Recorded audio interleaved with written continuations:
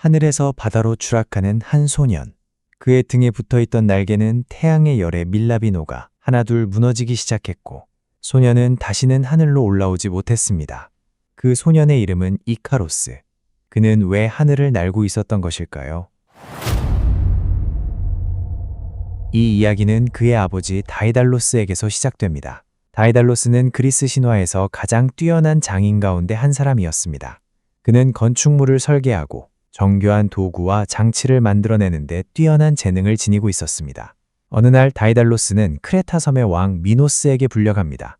미노스 왕은 그에게 누구도 빠져나올 수 없는 거대한 미궁을 만들라고 명령했습니다. 그곳에 가두려는 존재는 사람의 몸에 황소의 머리를 가진 괴물, 미노타우루스였습니다. 미노스는 이 괴물을 사람들의 눈에서 감추고 미노타우루스가 빠져나갈 수 없는 미궁을 원했습니다. 다이달로스는 수많은 통로와 막다른 길이 뒤엉킨 복잡하고 거대한 미궁을 만들었습니다. 미궁은 너무나 복잡해서 한 번 안으로 들어간 사람은 다시 입구를 찾기 어려웠습니다. 미노타우로스는 그 미궁의 가장 깊은 곳에 갇혔습니다. 그러던 어느 날 아테네의 영웅 테세우스가 미노타우로스를 죽이기 위해 크레타 섬에 도착합니다.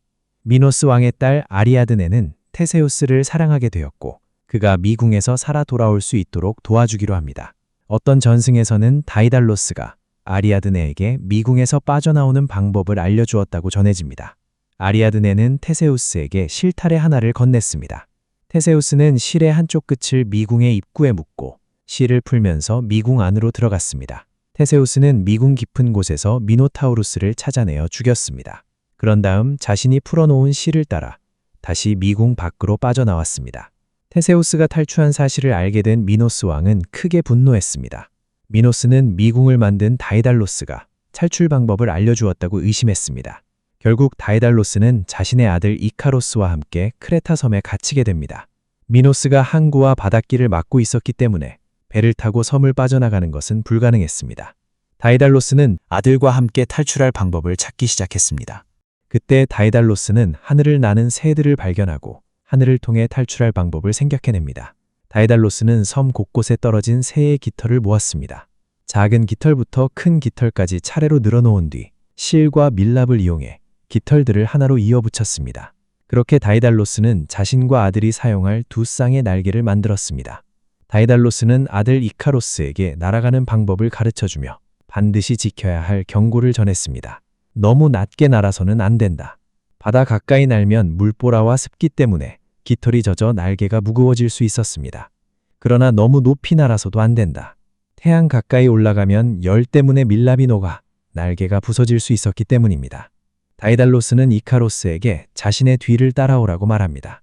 너무 낮지도 않고 너무 높지도 않은 곳에서 자신이 날아가는 길을 그대로 따라오라고 당부했습니다. 마침내 두 사람은 크레타 섬을 떠나 하늘로 날아오릅니다. 아래에는 넓은 바다가 펼쳐져 있었고 멀리 여러 섬이 보였습니다. 처음에 이카로스는 아버지의 경고를 기억하며 조심스럽게 날았습니다. 하지만 시간이 지나자 이카로스는 나는 데 익숙해지기 시작했습니다. 그는 날개를 더 크게 움직이며 점점 더 빠르게 날았습니다. 그리고 조금씩 아버지보다 높은 곳으로 올라갔습니다.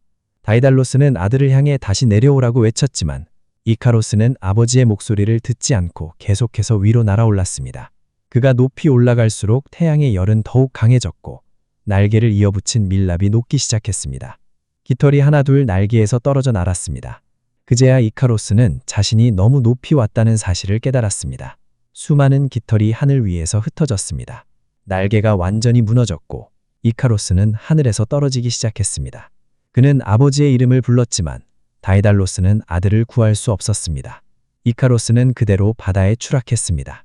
다이달로스는 바다 위를 돌며 아들을 찾았지만 바다 위에는 날개에서 떨어진 깃털들만 떠 있었습니다. 이카로스가 빠져 죽은 바다는 훗날 이카리아해라고 불리었다고 합니다. 이카로스의 시신은 가까운 섬의 해안에서 발견되었습니다. 다이달로스는 그곳에서 아들의 시신을 찾아 묻어주었습니다.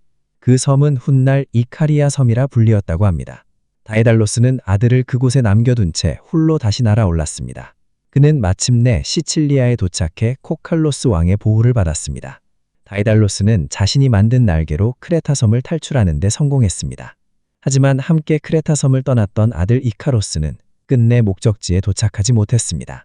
아버지의 경고를 잊고 태양 가까이 날아간 이카로스는 결국 날개를 잃고 바다로 추락했습니다.